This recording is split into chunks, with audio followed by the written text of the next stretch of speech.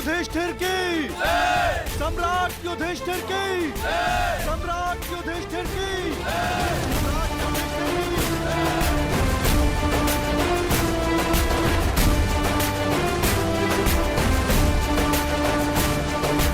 धर्मराज,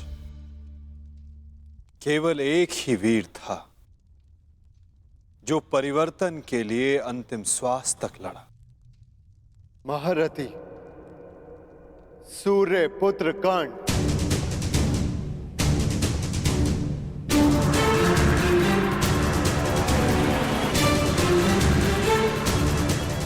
सदैव अपने ज्येष्ठ के परिवर्तन के स्वप्न का आदर और सम्मान करना धर्मराज।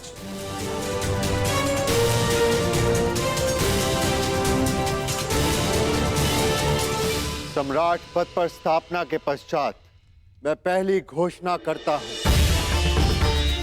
हस्तिनापुर में अब जन्म आधारित व्यवस्था का अंत किया जाता है। वर्ण व्यवस्था रहेगी, परंतु वो कर्म के आधार पर आधारित होगी।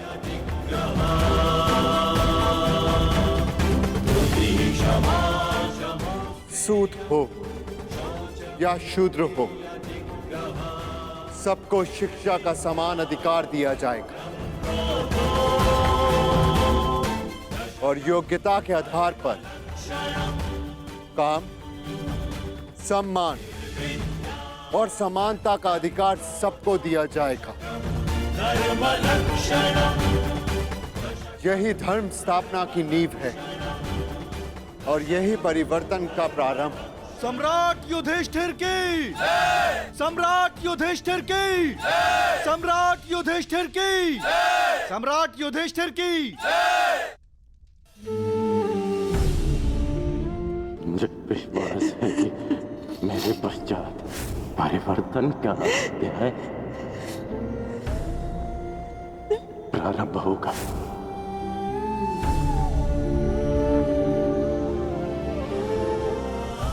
देख रहे हो राधे, तुम्हारे मन चाहे परिवर्तन का प्रारंभ हो चुका है। महाभारत के इस महायुद्ध में 18 अश्वनी सेना और बहुत से महारथियों ने अपने प्राणों का त्याग किया है। मैं उन वीरों के परिवारों को नमन करता हूं।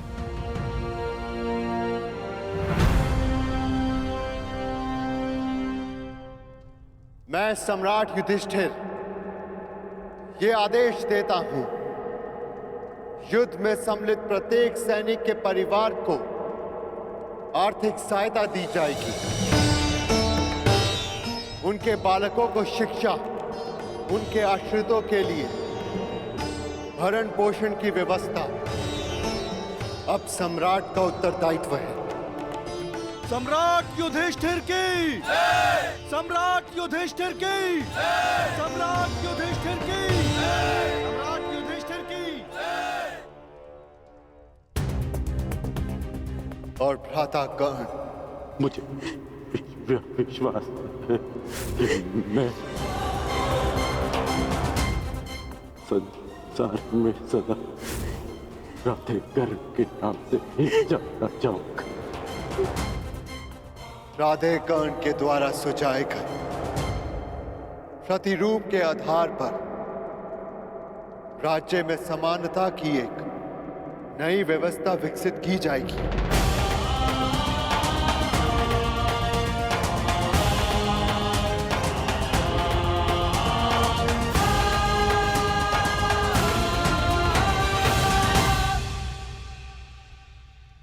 युधिष्ठिर और अन्य पांडवों ने अपने ज्येष्ठ कर्ण के दिखाए परिवर्तन के मार्ग पर चलते हुए एक धर्म राज्य का निर्माण किया। अर्जुन का लक्ष्य अब केवल एक महान व्यवस्था की स्थापना थी। 100 कौरवों का नाश कर देने वाले भीम ने भी अब निर्माण की भागदौड़ संभाल ली थी और नकुल सहदेव अपनी माता कुंती, गांधारी और बुजुर्ग हो चले धृतराष्ट्र की सेवा में लगे थे। हर ओर धर्म था, संपन्नता थी, आनंद था, परंतु अतीत से छूटा एक बाण परीक्षा बनकर भारत के भविष्य पर मंडरा रहा था।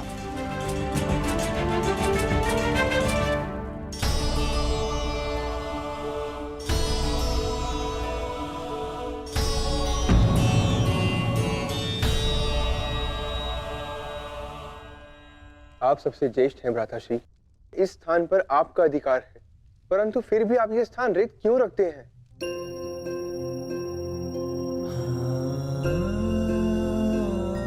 नहीं नकुल, ये स्थान मेरा नहीं है। भ्राता कर्ण हम सबसे ज्येष्ठ हैं और सर्वप्रथम इस स्थान पर सिर्फ उनका अधिकार है।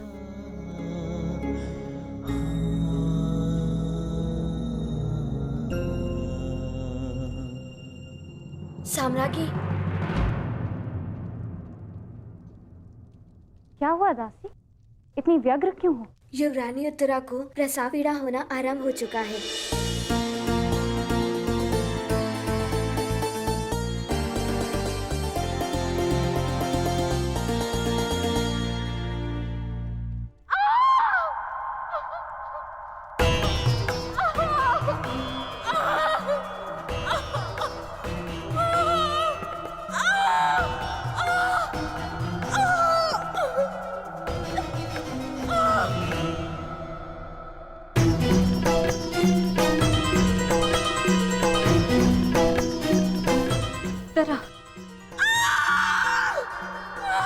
ज्येष्ठ, माता कहाँ है? माते,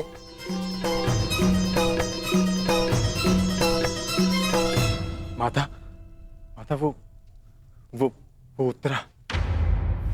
हम भीतर जाकर देखते हैं।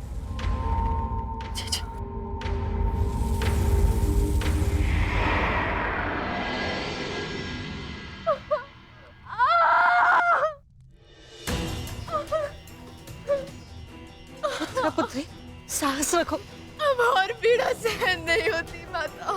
साहस रखो पुत्री, हम सब हैं तुम्हारे साथ।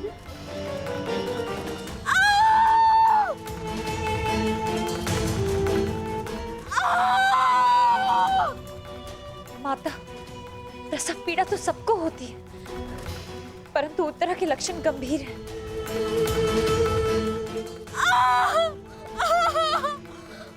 माता, कहीं कोई अनहोनी ना हो जाए।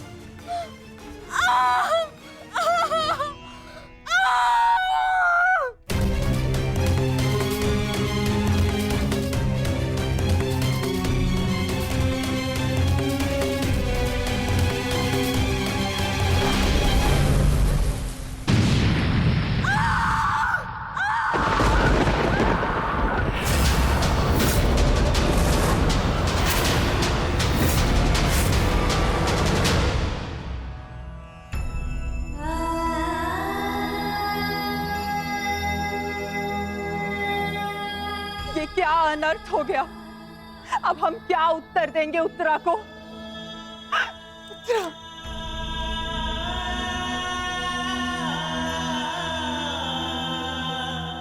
ये क्या अनर्थ कर दिया अश्वत्थामा ने? एक ब्राह्मण होने के पश्चात प्रतिशोध की अग्नि में वो इतना अंधा हो गया। एक शिशु पर ब्रह्मास्त्र चलाने से पूर्व से तनिक भी दया नहीं आई।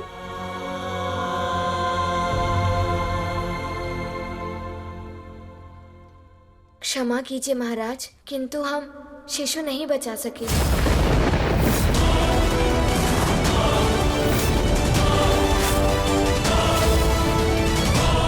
क्या अनर्थ हो गया?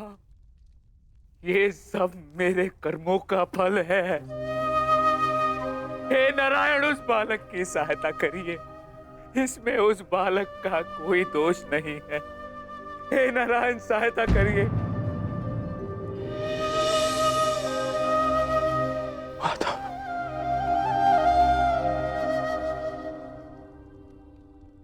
माता, कुछ कीजिए माता, कुछ कीजिए। मैं आपसे विनती करता हूँ, हमारे वंश के अंतिम बीज की रक्षा कीजिए, अन्यथा हमारा वंश समाप्त हो जाएगा।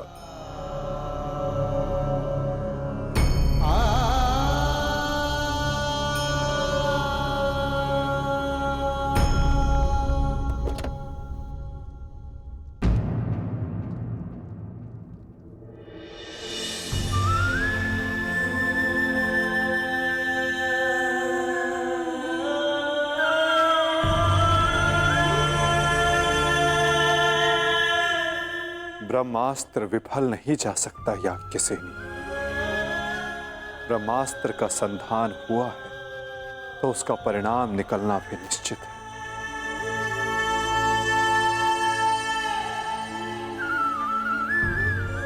क्या यही धर्म स्थापना है माधव? इस अजन्य शिशु का क्या दोष जो इससे भी अधर्म का मूल्य अपने प्राण देकर चुकाना पड़ा?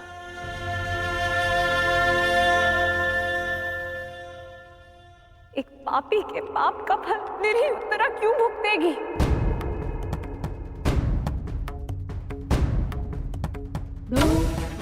माधव, वो तो इस युद्ध में सम्मिलित भी नहीं थी, परंतु इस युद्ध में उसने अपना सब कुछ खो दिया। अपने पिता, अपना भाई, अपना पति और अब अपना पुत्र।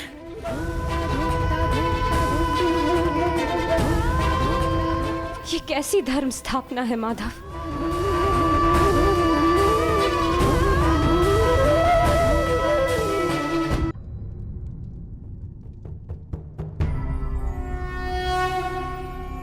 यदा यदा हि धर्मस्य ग्लानिर्भवति। यदि मैंने अपने माता पिता का आजीवन सम्मान किया, यदि मैंने अपने गुरु की गुरु दक्षिणा संपूर्ण मन से दी, यदि मेरे जीवन का हर कार्य का उद्देश्य शुभ रहा है,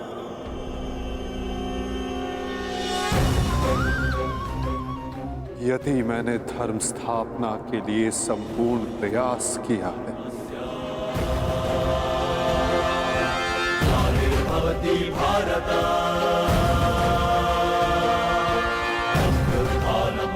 तो ये बालक अभी और इसी क्षण श्वास ले।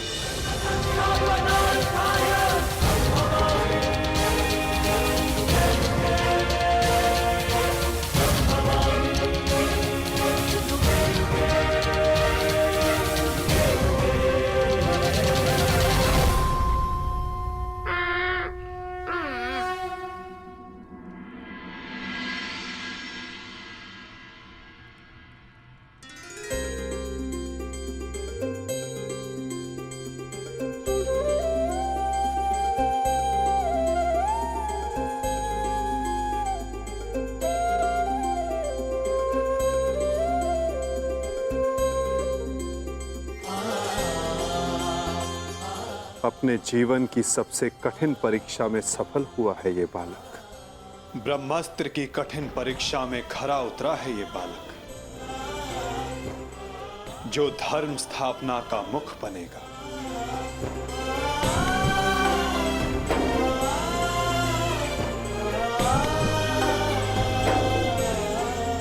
परीक्षित।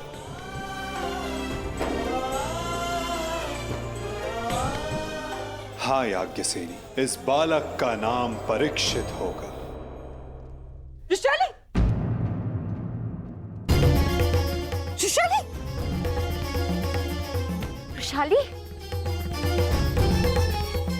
विशाली, पुत्र विशाली।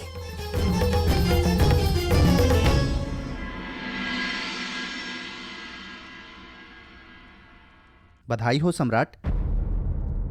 देवी वृषाली माता बनने वाली हैं।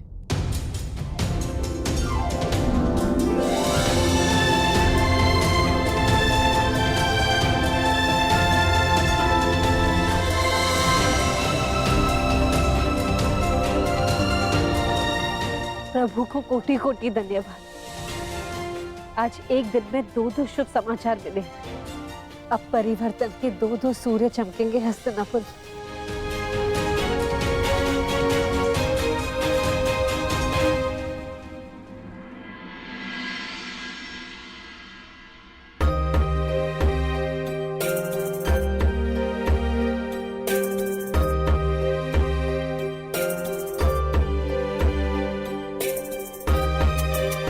परिवर्तन का नया युग प्रारंभ हुआ है वृषाली।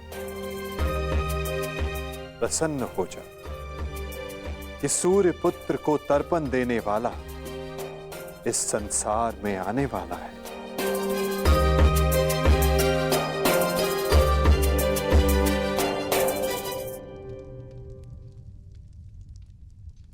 अब आप सब मुझे आज्ञा दीजिए। नहीं माधव, इतनी शीघ्रता की क्या बात है? परीक्षित के 6वें संस्कार तक रुक जाइए। द्वारका प्रस्थान करने का समय आ गया है पार्थ। क्या हुआ माधव? सब ठीक तो है ना? नए परिवर्तन का प्रारंभ हुआ है पार्थ, और परिवर्तन और नाश दोनों एक दूसरे से जुड़े होते हैं, और किसी के अंत का प्रारंभ होना भी शेष है।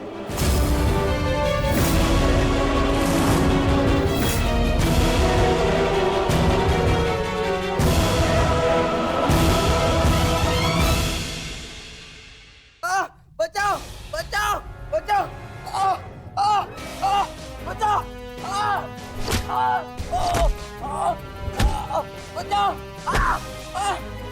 मैं तेरा अंत कर दूंगा। जानता है मैं कौन हूं? मैं हूं इस द्वारिका का भविष्य। सांब!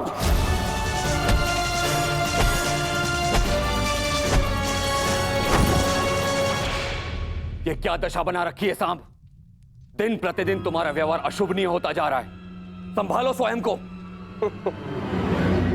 ताऊ श्री, मुझे समझाने से पूर्व अपने छलिया भ्राता को समझाइए, जिसने बिना अस्त्र शस्त्र उठाए मेरे ससुर के कुल का नाश कर दिया। क्या वो शोभनीय था? अपने पिता के लिए ऐसा भाव पाप है। पाप तो आपके भ्राता ने किया है, मैं तो केवल मदिरा पान कर रहा हूं। संभालो अपने आप को। एक योद्धा को यह सब शोभा नहीं देता। कैसा योद्धा ताजश्री, जिसके हाथ से तलवार छीन ली गई हो, जो अपने मित्र विश्वसेन की सहायता करने का वचन पूरा ना कर सका हो, उस मनुष्य को आप योद्धा कहते हैं? जब युद्ध करने का समय था तो युद्ध नहीं करने दिया। अब इस अपमान को गले से निकलने के लिए इस मदिरा के अतिरिक्त मेरे पास और कोई सहारा नहीं है। मुझे विश्वास नहीं होता कि तुम कृष्ण पुत्र हो। नहीं हूं मैं, नहीं हूं छलिया का पुत्र। वो केवल मेरे लिए एक छलिया है, केवल एक छलिया। सांब!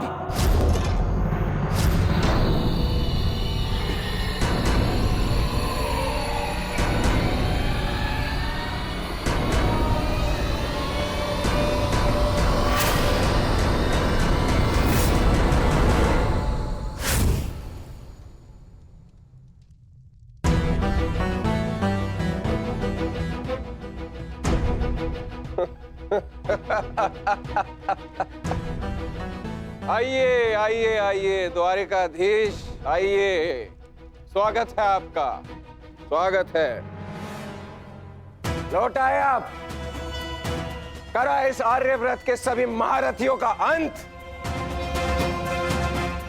कराए धर्म स्थापना के नाम पर अपना पलड़ा भारी। अब अरे अच्छी, आप देख क्या रहे? स्वागत नहीं करेंगे इनका? इतना महान कार्य पूर्ण करने के पश्चात आज लौटे हैं। आज तो राजभवन में उत्सव होना चाहिए। पांचाल, काशी, मगध, छेदी सभी महाजनपदों के महान शासकों का अंत करवा डाला, सिर्फ धर्म स्थापना के नाम पर। अब क्या बचा पूरे भारतवर्ष में? पूरे भारतवर्ष में सिर्फ दो महान राज्य। पहला द्वारिका, दूसरा हस्तिनापुर।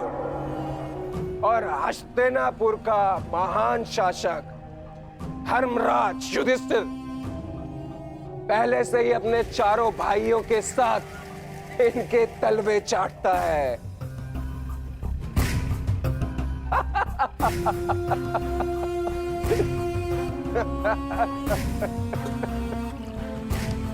बधाई हो, बधाई हो वासुदेव, बधाई हो। आप अपने उद्देश्य में सफल हुए, जीत गया द्वारिका महाभारत। परंतु आपने भी मूल्य कुछ कम नहीं चुकाया। हमारी 7 औक्षणी सेना का अंत करवा दिया। क्या मिला आपको हमारे वीर सैनिकों का अंत करवा कर? क्यों किया आपने?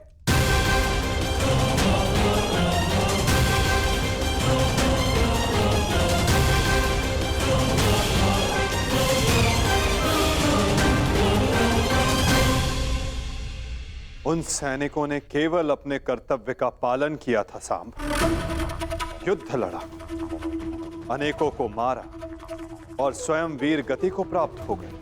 उन्होंने तो स्वर्ग की सीढ़ियां पा ली सांब। परंतु तुमने अपने साथ क्या किया है पुत्र?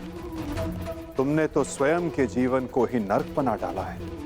तुमने वचन दिया था ना दुर्योधन और लक्ष्मण को कि महाभारत के युद्ध में तुम नारायणी सेना का नेतृत्व करोगे। तो क्यों नहीं बचाया अपनी सेना को? क्यों छोड़ आए अपने मित्र को अकेला युद्ध में?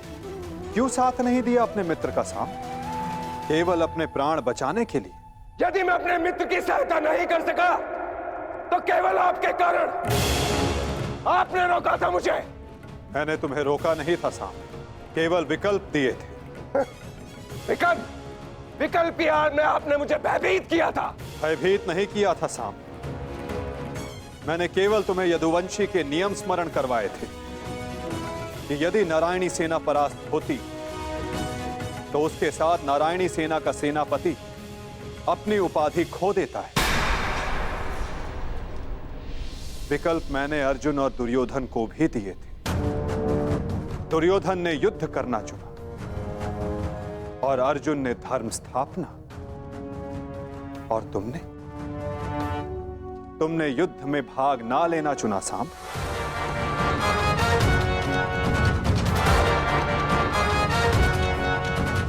कदाचित यदि तुमने अपने मित्र वीर वृषसेन को उस युद्ध में प्रदर्शन करते देखा होता तब तुम्हें ज्ञात होता कि वीरता की वास्तविक परिभाषा क्या होती है सांब। यदि तुमने अपने प्राण उस युद्ध में गवा दिए होते तो आज मेरा सर गर्व से ऊंचा होता। किंतु नहीं, तुम तो मदिरा के मद में स्वयं के जीवन को धीरे धीरे करके मार रहे हो। लज्जा आती है तुम पर सांब, लज्जा आती है।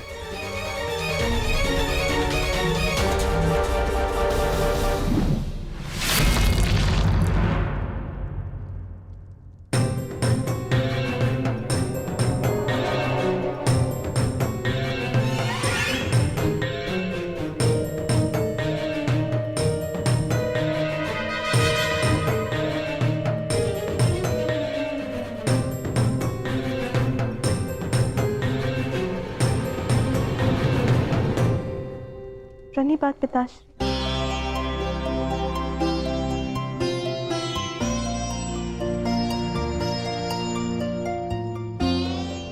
पिताश्री मैं क्षमा। लक्ष्मणा, इतनी लंबी यात्रा से आया हूं पुत्री, भोजन नहीं कराओगी? जी पिताश्री।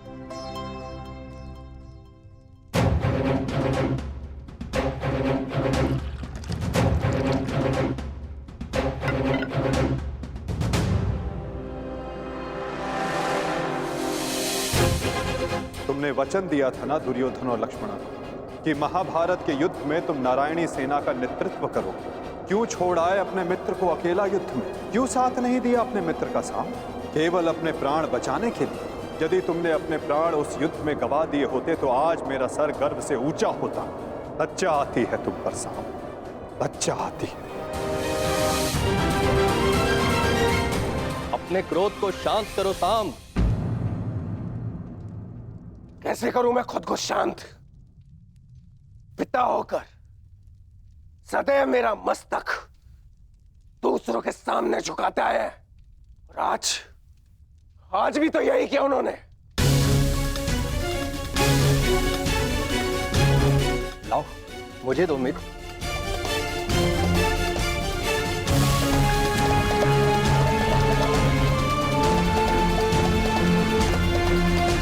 लो, पियो।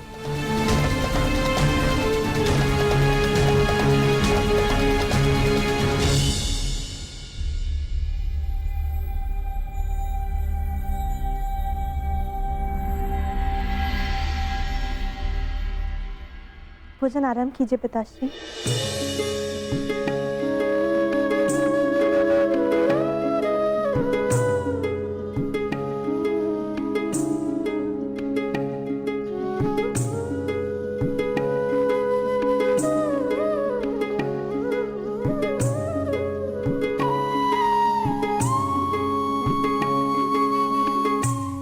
पिताश्री, क्या आप मुझे मेरे पिता के विषय में कुछ बता सकते हैं?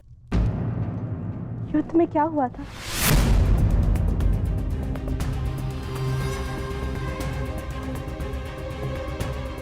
निसंदेह तुम्हारे पिता एक वीर और कुशल योद्धा थे पुत्र, और उन्होंने युद्ध में अलौकिक साहस दिखाया। निश्चित रूप से तुम्हारे पिता से बड़ा गदाधारी इस संसार में और कोई नहीं था पुत्री।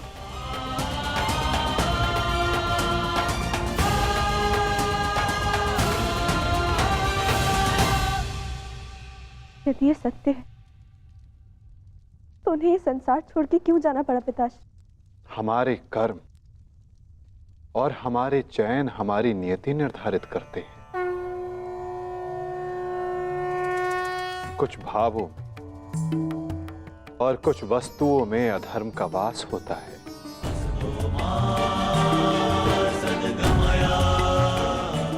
जैसे कि जुआ और मदिरा, ये व्यसन पहले लुभाते हैं और बाद में हमारे ही नाश का कारण बन जाते हैं पुत्री।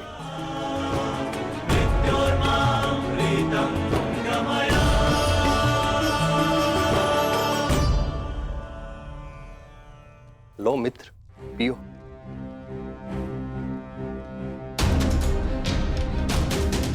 मैं जानता हूं कि तुम बहुत दुखी हो, किंतु चिंता मत करो, तुम्हारे मनोरंजन का प्रबंध कर दिया है मैंने।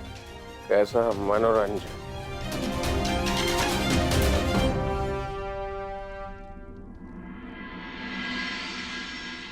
लक्ष्मणा, सदैव स्मरण रखना पुत्री, जब जब मनुष्य पर मद और जुए का प्रभाव बढ़ेगा, तब तब वो अपने पग अपने पतन की ओर बढ़ाएगा।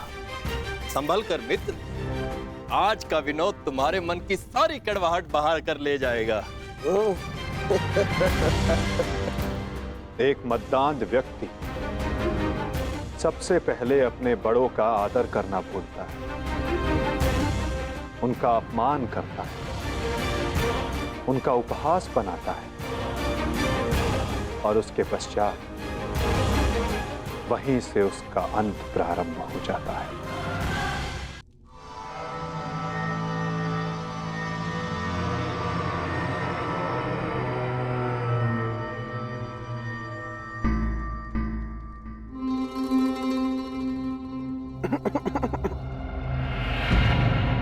तो आप हैं महान ऋषि, सुना है महात्मा कि आप भविष्य बता सकते हैं।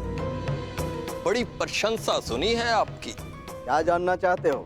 यदि ये सत्य है तो बताइए कि इस रमणी को आगे चलकर क्या होगा, पुत्र या पुत्री?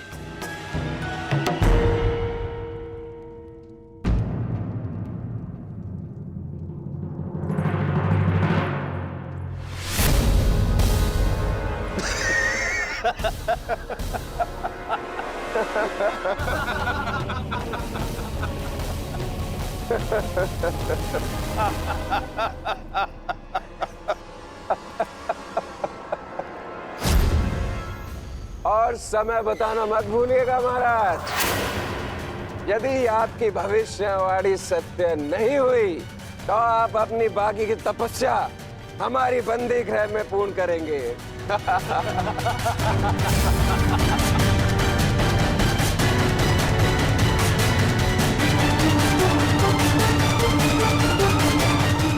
कौन क्यों है महाराज? बताइए, मेरी कोख से क्या जन्म लेगा? मदिरा के मद ने तुम्हारे भीतर के मानव को सुला दिया है मूर्ख। अब तुम केवल उस मूसल की भांति हो जिसमें कोई भावना नहीं होती। वो किसी भी वस्तु पर पड़ता है तो उसे कुचल देता है। ये लीजिए पिताश्री, ये हलवा मैंने विशेष रूप से आपके लिए बनाया है।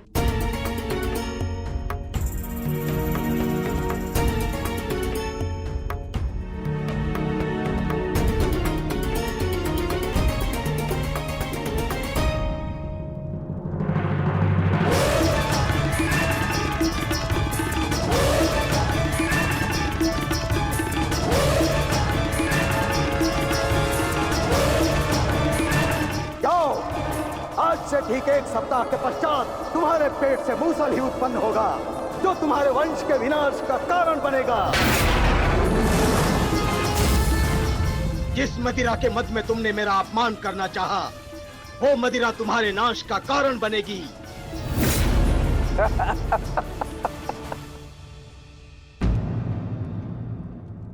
क्या हुआ पिताश्री? आप रुक क्यों गए? क्योंकि जिसे रुकना चाहिए था वो नहीं रुका। लगता है तुम्हें हमारे बंदी गृह के दर्शन करने की उत्सुकता कुछ अधिक है, इसलिए तुमने हमारा अपमान करने का दुस्साहस किया। पहले वासुदेव और अभी तुम। मैं तुम्हें जीवित नहीं छोड़ूंगा।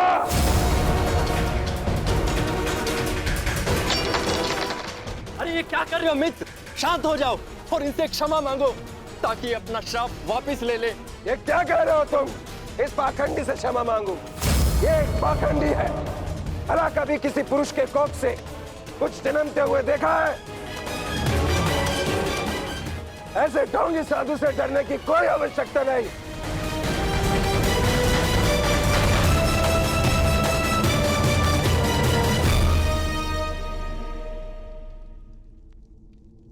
जो अब तक नहीं हुआ शाम, वो अब होगा। साधुओं का श्राप व्यर्थ नहीं जाता।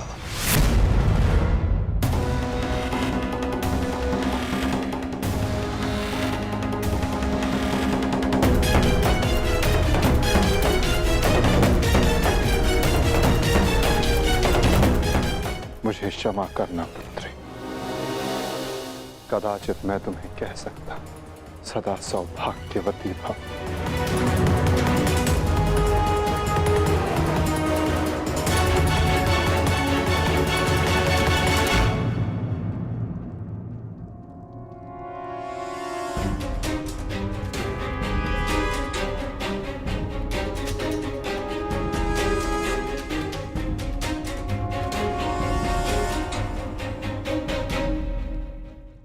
एक साधु का उपहास उड़ाना और उन पर प्रहार करने का प्रयास करना क्षमा के योग्य नहीं है सांब।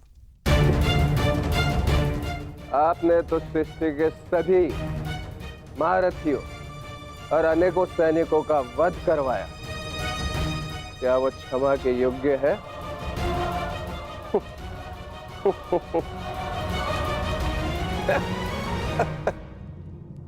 कृतिवर्मा, तुम्हारी उपस्थिति में ये सब हुआ और तुमने सांब को रोकने का प्रयास नहीं किया।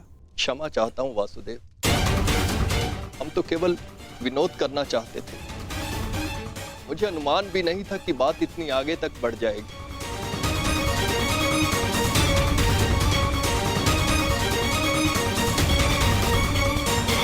कितना समय? 7 दिन।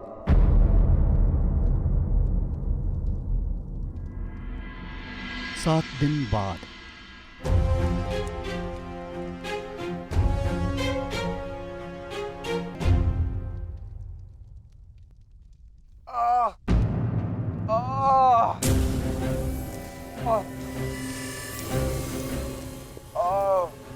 सहायता करो मित्र, मेरी सहायता करो।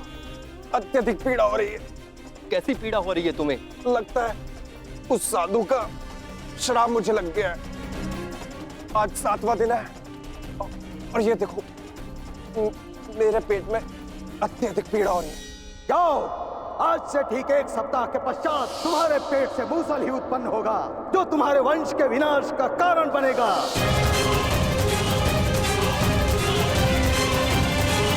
7 दिन बाद लगता है उस साधु का श्राप मुझे लग गया है। आज 7वां दिन है और ये देखो मेरे पेट में अत्यधिक पीड़ा हो रही है।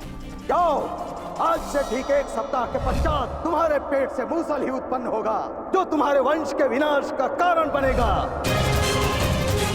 इस पीड़ा से मुझे मुक्त करो मित्र, मुक्त करो।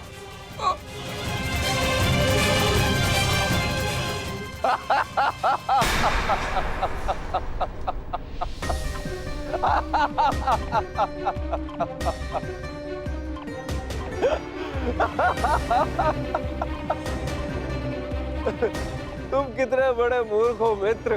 कुछ नहीं हुआ मुझे, सही हूं मैं। कहा था ना मैं, वो साधु एकदम पाखंडी है।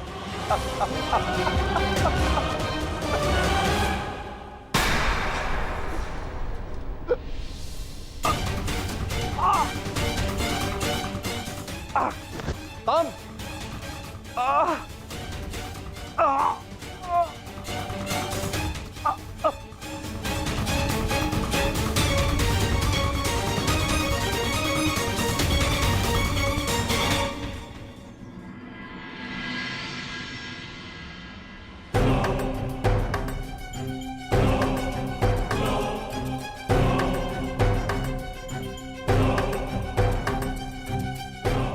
बड़ी विचित्र घटना घटी है वासुदेव। कुमार साम के शल्य चिकित्सा के पश्चात उनके पेट से ये मूसल निकला है।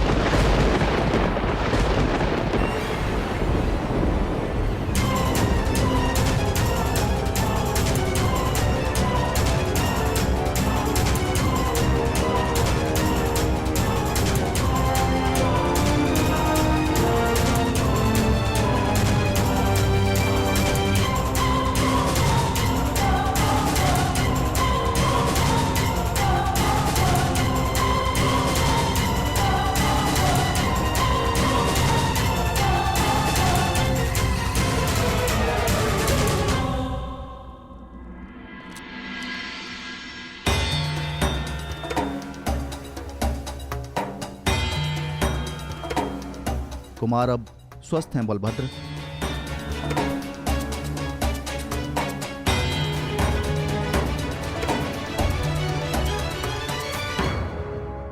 देख लिया, ये उस श्राप का नहीं, ये तुम्हारे अहंकार और तुम्हारे मदिरापान का फल है। ये श्राप तो केवल एक निमित्ता है। तुम्हारे कर्मों के कारण यदुवंश का नाश जन्म ले चुका है। यदि मदिरा के मद में तुमने एक महात्मा का अपमान ना किया होता तो आज तुम्हारी ये दशा ना होती।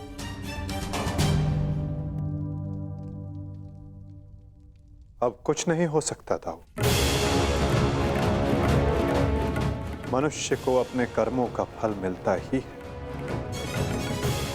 परंतु एक के कर्मों का फल पूरा वंश भुगते, ये नीति नहीं है। यदि अनाज के पौधों के बीज में घुन लग जाए तो वो सारी फसल नष्ट कर देते हैं दाऊ। नहीं कान्हा, मैं सांप की मूर्खता का फल समस्त द्वारका को नहीं भुगतने दूंगा।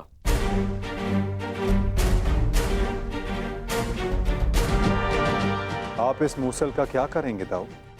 श्राप था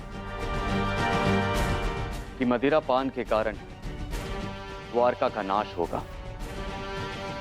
मैं आज ये घोषणा करता हूं कि समस्त द्वारका में किसी भी प्रकार का मद्य का उत्पादन, सेवन या बिक्री वर्जित है।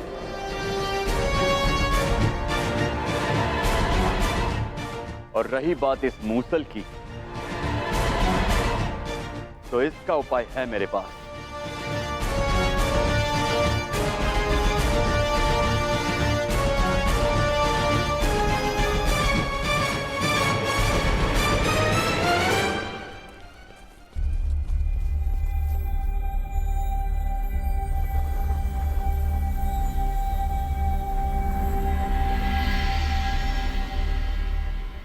आपके आदेशानुसार मूसल की भस्म बना दी गई है बालभद्र। इसे द्वारका के समुद्र तट पे बहा दो।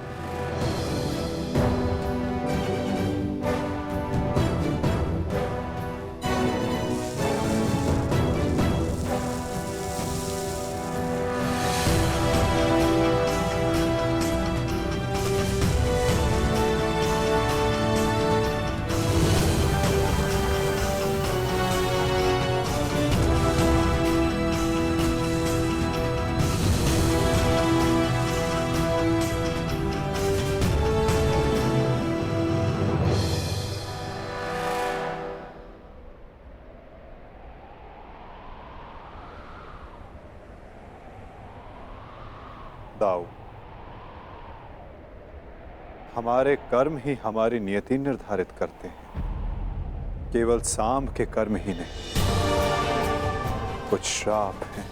मैं तुम्हें श्राप देती हूँ कि जिस प्रकार तुमने मेरे कुल का अंत किया है, उसी प्रकार तुम्हारे कुल का अंत भी होगा। और कुछ पाप भी जो द्वारिका की नियति बनाएंगे। चक्रवात से घर के धराशायी होने का भय हमेशा रहता है कृष्णा। इसका अर्थ ये नहीं कि मनुष्य अपने घर की नींव सुदृढ़ ना करे।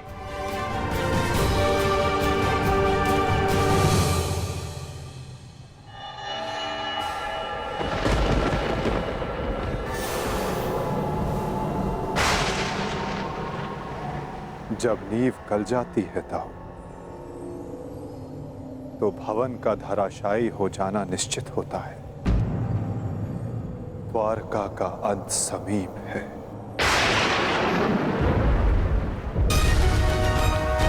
नहीं कान्हा, मेरे रहते हुए ऐसा नहीं होगा।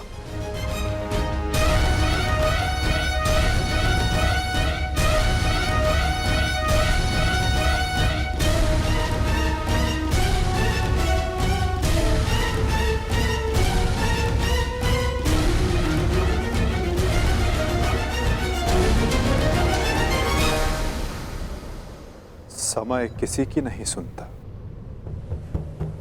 और ना ही श्राप आपकी सुनेगा दाऊ। यदा यदा नियति ने जो चुना है हमारे लिए, हमें वो भुगतना ही होगा।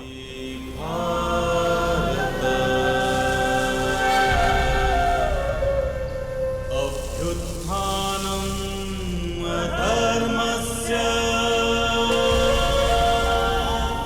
तदात्मानं सृजाम्यहम्।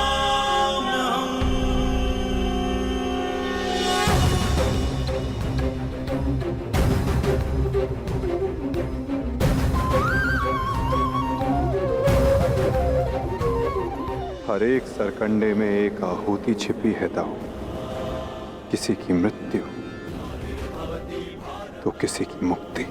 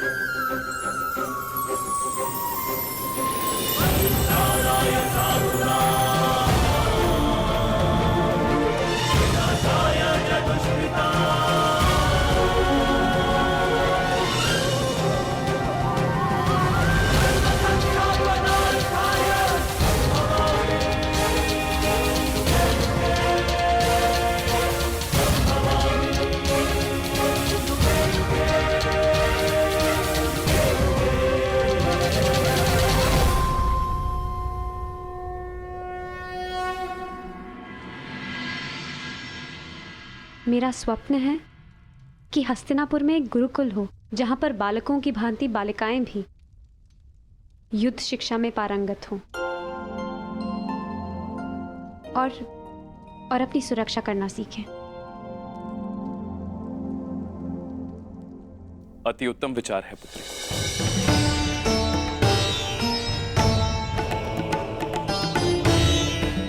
प्रणिपात, प्रणिपात, प्रणिपात।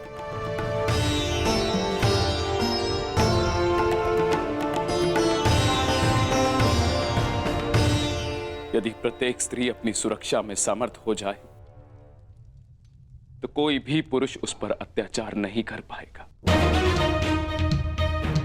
यदि वो अबला से सबला बन जाए तो ना ही कोई चीरहरण होगा और ना ही कोई महाभारत होगी।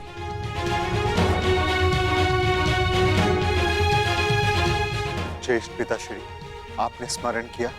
हाँ पुत्र, एक महत्वपूर्ण निर्णय लिया है जो मैं तुम्हें बताना चाहता था।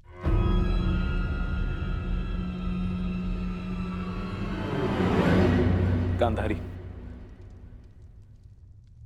जीवन का हर चरण देख लिया पुत्रों, परंतु अब वानप्रस्थ करके संन्यास ग्रहण करने का समय आ गया है।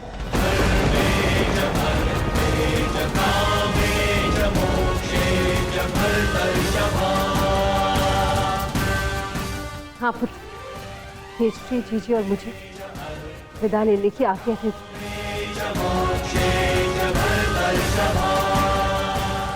प्रस्थान? किंतु अचानक ऐसे? क्या हुआ माता? कोई समस्या हुई है या हमसे कोई भूल हुई है जिससे आपको कष्ट पहुंचा है? नहीं पुत्रों, तुमने और द्रौपदी ने अपना कर्तव्य कुशलता से पूर्ण किया है और अब हमने निर्णय लिया है कि हम तीनों वानप्रस्थ के लिए प्रस्थान करें।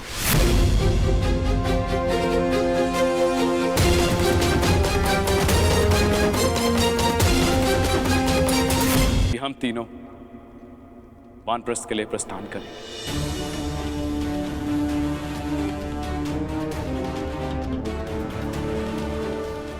पुत्र का मोह आपको जाने भी नहीं देना चाहता और पुत्र का धर्म आपको रोक भी नहीं सकता। आप सबके तप संचय को रोकना भी पाप होगा।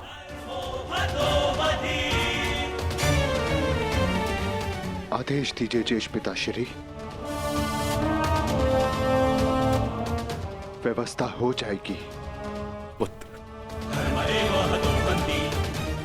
मुझे तुम पर गर्व है।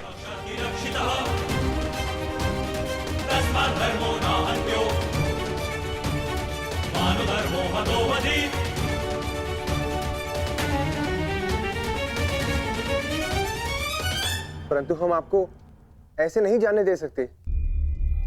आप सभी के साथ हमें भी एक उत्सव मनाने का सौभाग्य तो मिलना चाहिए ना। ठीक है, जैसा तुम सबको ठीक लगे पुत्रों। तो ठीक है, तो मैं इस उत्सव की तैयारियां प्रारंभ करती हूँ और सभी परिजनों को निमंत्रण भिजवाती हूँ। सर्वप्रथम माधव को।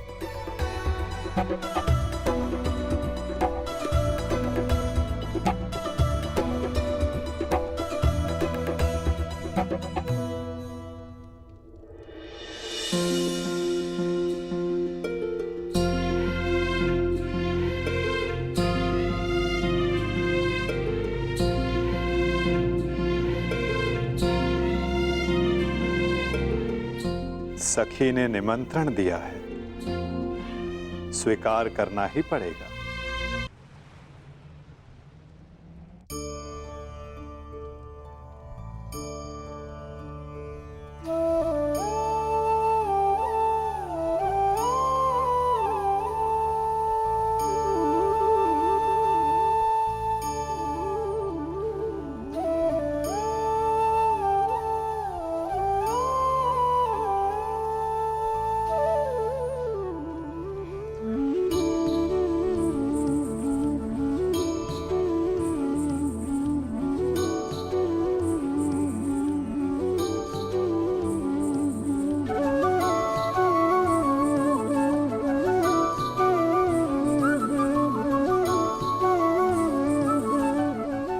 माधव, आप सदैव हम सबके साथ हमारे दुख में उपस्थित रहे, परंतु आज सुख के समय पर आपके आगमन ने हम सबके आनंद को दुगना कर दिया। मेरी सखी मुझे निमंत्रण दे और मैं न आऊं?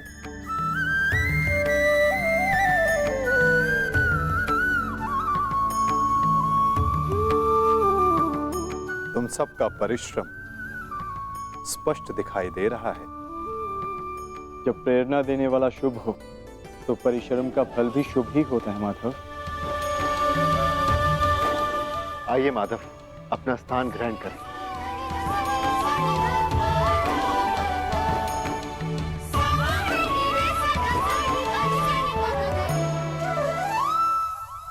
सांब के साथ जो हुआ, हमें उसका समाचार मिला माधव। हमें उसका खेद है।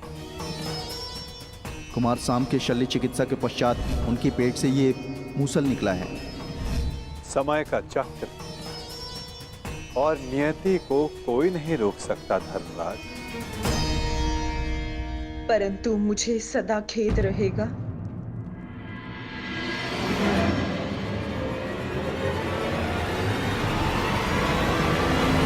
कि ये नियति मेरे ही श्राप के कारण आई है वासुदेव।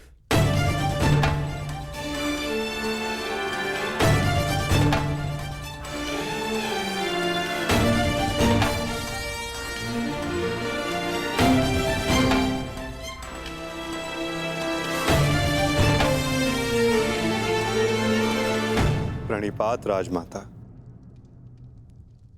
संतोष मिला कि मेरी भूल के पश्चात भी आपका यहाँ आगमन हुआ वासुदेव।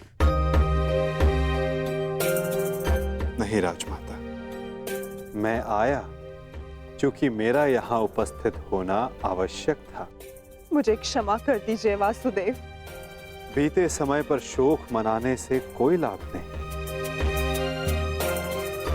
आनंदमय तो ये है कि हम सभी आने वाले नए भविष्य का स्वागत करें।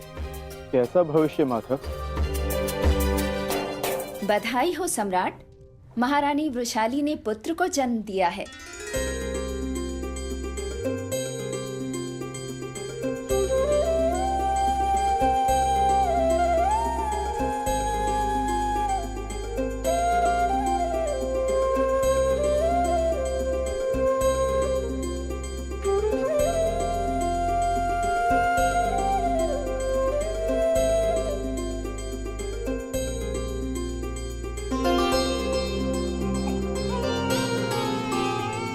इसकी आंखों में इसके पिता की भांति तेज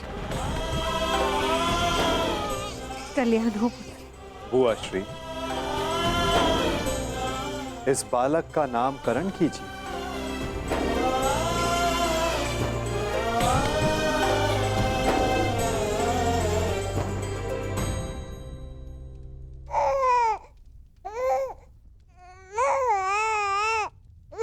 नहीं माधव, ये कार्य आपका।